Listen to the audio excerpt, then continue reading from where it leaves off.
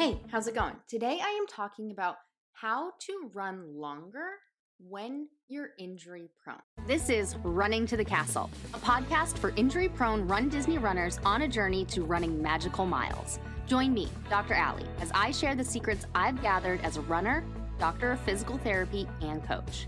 You'll learn the exact ways I get my clients to the castle strong without feeling broken or held together with KT tape as they cross the finish line. Okay, so if you're a runner, most of the time you're training for a race, not always, but I'm going to assume that you're training for a race or training for something you want to run more. So that's where the long run comes in. And if you are having trouble getting more mileage on your long run because you're injured, this is the podcast episode for you.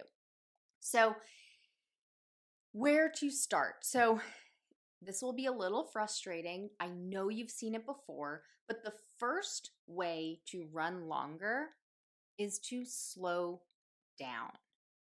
Slow, way down. So, each week, you should have a variety of runs.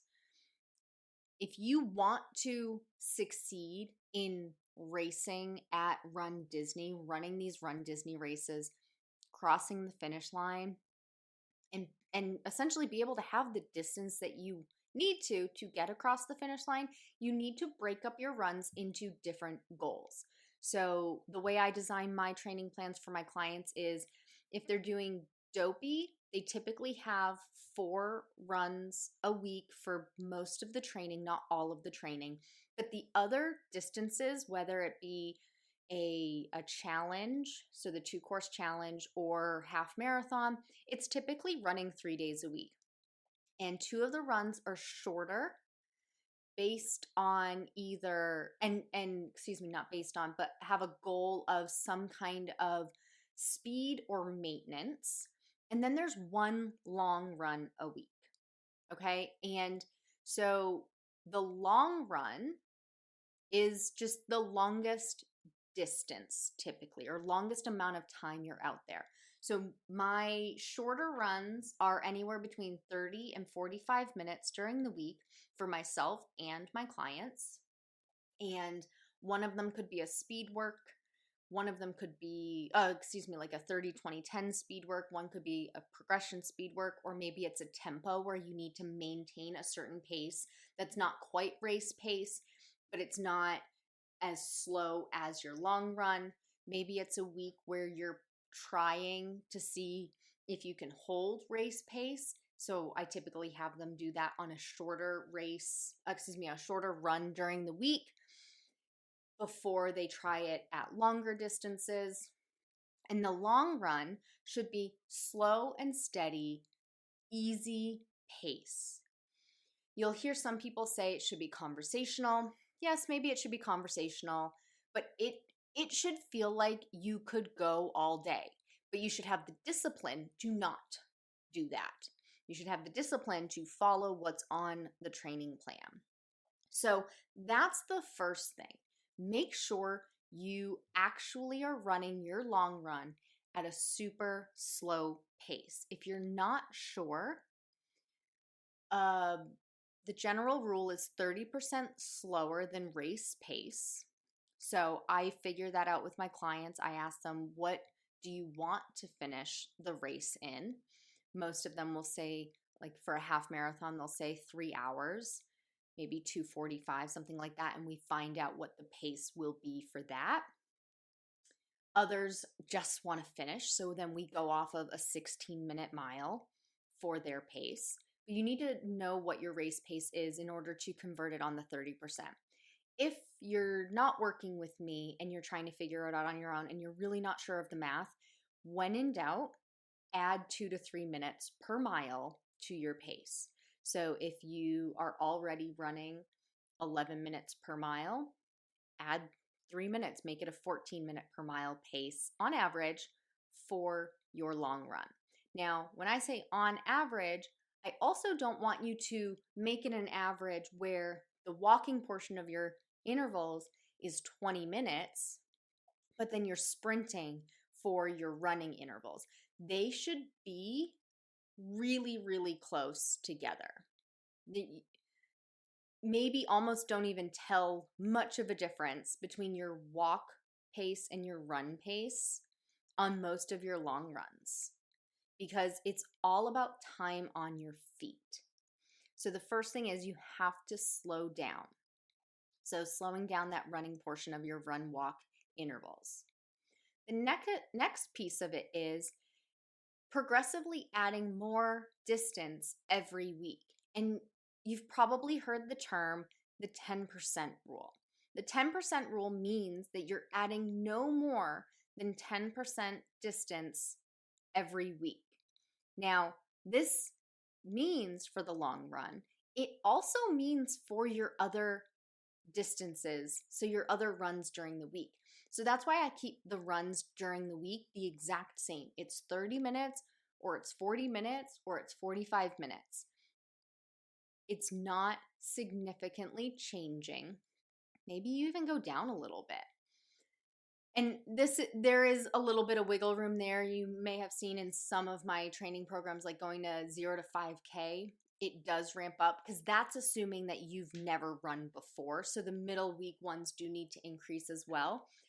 But I make my training plans so that they increase a safe amount. But if you've already been running, then you should be keeping those middle of the week, or those shorter. I shouldn't say middle of the week. I'm assuming it's middle of the week. I'd say 95% of my clients, it's middle of the week because they need them to be shorter. So the shorter runs, the 2 shorter runs during the week, those ones need to stay the same every week, and then just increase your long run. You increase by 10%, no more than 10%. And the benefit of doing this is you increase and progress so slowly that your body doesn't even know you did anything different. So this especially works for somebody who's constantly worried that their next run is going to cause them a lot of pain, or that they have no idea if their next run, if they'll be able to get back home or to their car, or will they have to stop in the middle and have somebody come pick them up because they can't make it back to their starting point. Or, I'd say those are the 2 main things. It increases so slowly that it's no problem. You're like, oh, yeah, well, I did 4 miles the other day. Of course, I can do another 0.4. It's less than half a mile more. That's so easy. I can totally do that. That should be the mindset going into the long run.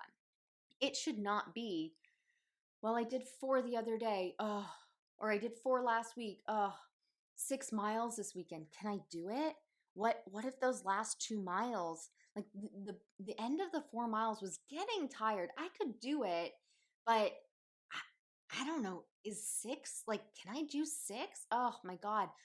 And you're starting to really overthink it.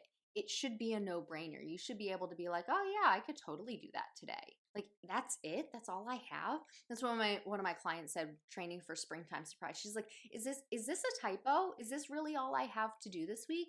Yep, absolutely. Because you increase it so slowly that your body doesn't know a difference. Your mind also doesn't really know a difference. It's